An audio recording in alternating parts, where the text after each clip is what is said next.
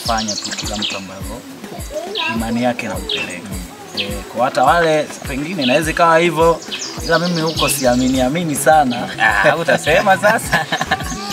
Au pengine ipo. Sisi hatuwezi kujua, lakini sio mbaya. Na muziki mzuri, hasa muziki wa asili ni muziki wa namna hii. Muziki mzuri kwenye asili ni muziki tu ambao tunavyoimba.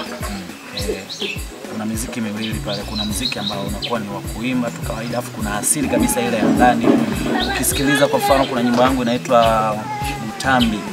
Niliimba kwamba badogo bane bagaliwa na mbeshi, ali bagaliwa na mbeshi, abe nabo bahaja malali, abe nabo bahaja malali, bagaliwa batunga mangweli, bale bahaja kugagimula, bali hakunde kijabatemi, hale nabange bagalala mizengo, isiyeni yebuchije batemi, isiyeni yebuchije batemi.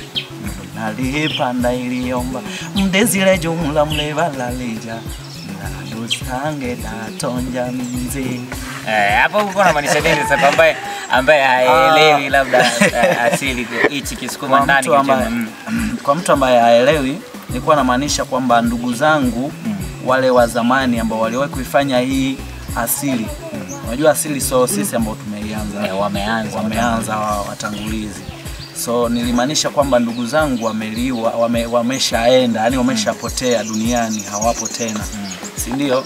Lakini sasa wameshatangulia, wanasemagaje Waswahili sasa kwamba tangulia sijui tutakuja na sisi.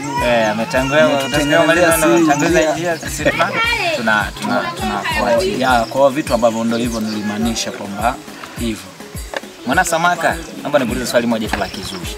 Wasanii wa muziki wa asili baadhi yao wamekuwa wakitoa baadhi ya nyimbo kama zimekaa zina matusi ndani yake ama zinamsema ndani yake. Unahisi zinainua muziki huu wa asili ama zinatengeneza njia, ama wewe kwa mtazamo wako na kazi kama hizi unaweza kuzifanya? Kwa mimi binafsi ni kwamba hivyo kwanza siwezi kufanya, na siamini kwamba inaweza kaitwa kimuziki labda kumtukana mtu ama kufanya matusi katika nyimbo. Mimi siamini hivyo. Kama vile ambavyo watu tu anasikilizwa kwa muda ule, lakini baada ya muda mtu anakuja kukaa kwenye ukweli, ambavyo ndio nyimbo ambazo sisi tunazifanya, ambazo zipo kwenye ukweli tu moja kwa moja. Na tunataka kufahamu, unajua tukikufuatilia kumekuwa na muendelezo mzuri. Umeanza taratibu afu sasa hivi mpaka tumevuka boda. Tunaweza tukasema hivyo kwa ufupi. Na nyuma ya Mwana Samaka sasa hivi kina nani walikuwa wamemtangulia wamefikisha mpaka hapa? Kwa maana gani? Tunataka kufahamu Mwana Samaka sasa hivi, tukirudi nyuma, kina nani walisimama mpaka tukampata huyo Mwana Samaka sasa hivi?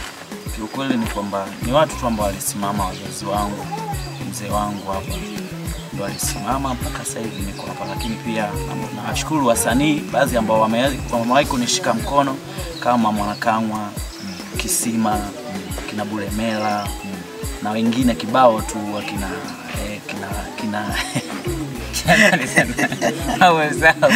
au nakumbuka mbali ulipotoka. Kifupi ni kwamba ni wengi sana, na nawashukuru sana kwa sababu mpaka nimefika hapa sio mimi binafsi. Na wasanii wengine mpaka watu wa nje pia ambao sasa mpaka nilipofika sasa hivi wameanza kunitafuta mpaka watu wa nje. Ila chimbuko ni kwamba nawashukuru ambao watu ambao walimenitoa huko nyuma. Unawashukuru watu ambao wamekutoa huko nyuma. Ukikutana huwa Waswahili wanausemi asishukuru kwa kidogo hata akipewa container hawezi kushukuru kamwe. Kwa wanasema hivyo. Mwana Samaka, pia tunataka kufahamu, kuna baadhi ya vijana wanatamani sana kufanya muziki wa asili ama kufanya kile ambacho unachokifanya. Unaweza kumpa ushauri?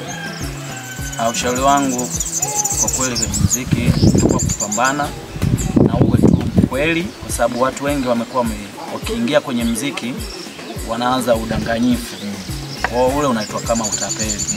So ukiingia kwenye muziki unatakiwa uingie kweli, uwe uko serious, ufanye jambo ambalo kidogo uwe tu mkweli. Uwe tu mkweli. Hiyo kauli yako ya uwe tu mkweli imenikumbusha juzi kati hapa tulikutana na Mwanakwela Nkimbili Magoso.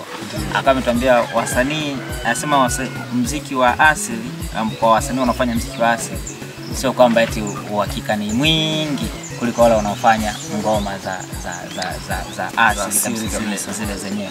Akatupa na mfano, akasema asilimia kubwa wasanii wa asili mmekuwa mnatuishia mnaishi maisha ya kuigiza.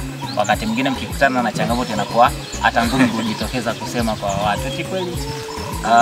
Mimi siamini. Yeye aliongea kwa sababu huenda naye changamoto ambazo zilimkuta ndio hizo, lakini ukiangalia kwenye asili tayari watu kiasili zaidi ambao ni malenga sasa tunaongelea. Watu shatoka, mtu hawezi kumrudisha. Kwa hiyo yule kwanza ni kama mtu tu yani sijui nisemaje pale. Ni kwamba alikuta watu, unajua tuseme kwamba watu wameshahama kwenye muziki, kwenye hizo asili ngoma. Watu wa beni sini, ndio maana uweze ukamkuta Inaga sasa hivi anapiga tu hizo ngoma manebe, wanachanganya na muziki ili kuleta ule mvuto. Watu wameshahama kwenye hiyo mada kabisa ya ngoma. Ni nini siri yako sasa wewe kwa kufika hapo? Siri yangu mimi kwamba ni uaminifu kufikisha hapa na kufanya kazi na watu vizuri, kwa maana tu ya kwamba uaminifu. Nidhamu ina sehemu gani kwenye kumpusha ama kumnyanyua msanii? Nini? Nidhamu ina nafasi gani? Nidhamu kama nidhamu ina nafasi gani ya kukunyanyua kama wewe msanii kutoka sehemu moja kwenda kwenye kazi? Kwenye kazi nidhamu ni kwamba inakupushi, kwa maana ya kwamba ukiwa na nidhamu utafanya kazi na watu wengi. Kuna mada moja watu walishawahi kuongea kwamba ukiwa mtu mpole, si ndio, utakula na vitu vya ambavyo vimefichwa. Kwa hiyo unaweza ukawa uko hapa mwisho wa siku hata babu bibi akakufanyia nyepesi bana, sasa unataka kufanya hichi tu, mbona simple, fanya hivi. Kwa hivyo ndio hicho. Na vijana sasa ambao wameanza kukutizama, na sasa hivi kazi ambayo ipo mjini, tunaweza kusema ipo sokoni, ile ambayo umefanya na Atomy Sifa, inafahamika I Love You Selina. Kuna watu wengine wanatamani pia kuwa wanafanya collab na magwiji na wasanii tofauti au kushirikiana nao. Sawa. Wewe ulipita vipi mpaka ukafanikisha kuwa unafanya hivi? Tumekuwa tuna kazi unakuwa unashirikiana na wengine. Kazi zenu tunaona mara mtu ana support kazi unafanya, tunaona na yule tunaona. Lakini kwa wengine ukiwatazama kama support hakuna au kuna kitu wanakuwa wanafahamu. Mimi kitu ambacho nachokiona kwa wasanii wengine ambao mpaka wanakuwa labda pengine watafuti. Maana mimi muziki wangu naweza nikafafanua kidogo hapo kwenye hilo swali. Kwamba kwenye muziki wangu ambao mimi niko naufanya uko tofauti sana na muziki ambao wengine wanaofanya. Muziki wangu sio muziki ambao wanaofanya Kisima. Muziki wangu sio mtu ambaye haufanani na Mwanakama. Kwa muziki wangu binafsi ni kwamba ni muziki ambao uko umemixiwa, kwamba kama nafanya asili lakini sio asili sana ya ndani. Nafanya asili ambayo iko kwenye muonekano ambao mtu yote anaweza akasikiliza na akaelewa. Kwa maana kwamba nachanganya lugha ya taifa na lugha ya kwetu. Kwa maana kama kaa sawa pale, nilisema jambo kwamba mimi hata Bongo Flava nimefanya. Kwa hiyo hivi vitu ambavyo navipitia na mpaka wananiona sana, naweza bora kama huyu mtu tunaweza kufanya naye kazi, anaweza kushift huko. Lakini pia mimi ni mwimbaji. Mimi ni mwimbaji, naimba vizuri. Watu wengi wananiambia hivyo. Kwa walishawahi kusema bana usijisifu, lakini sasa mimi wananiambia wakikwambia sasa na wewe ndio unatuambia sifanyaje bila wewe kutuambia. Ndio vitu kama hivyo. Kwa hiyo mimi ni mwimbaji ambaye naimba popote. Kwa kuna wasanii wengine pia anatengeneza kabisa beat na anapigiwa kila kitu, lakini anaangalia sasa kwamba hapa mtu fulani wa asili, namtafuta mtu wa asili, ila naamini kwamba huyu fulani hapa anaweza akakaa kwenye hii beat. So nimewahi kukutana na hivyo vitu. Mimi nakumbuka mara ya kwanza na niko studio, alinikuta Mama Ushauri kwenye studio niko naimba. Anambia dogo, mbona unaimba sana?